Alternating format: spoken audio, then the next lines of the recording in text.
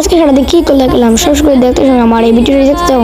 তো তারাবির নামাজ পড়ে আসে আমি আমার বাঙালিকে ফোন দেখতে থাকি। তো তারপর আমি ঘুমিয়ে পড়ি।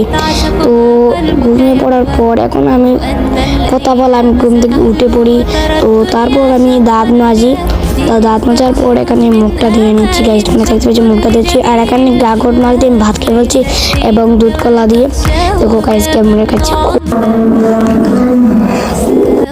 তারপর আমি অজু করে নামাজ পড়ে যাই।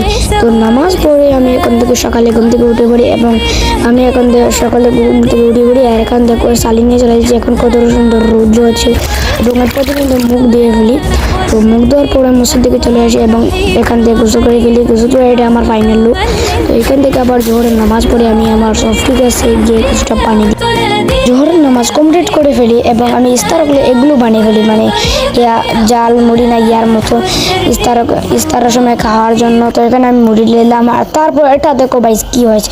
তো এখন আমার সার চলে এসেছে। এখন তারাবির নামাজ যাচ্ছি। বাই বাই তোমাদেরকে।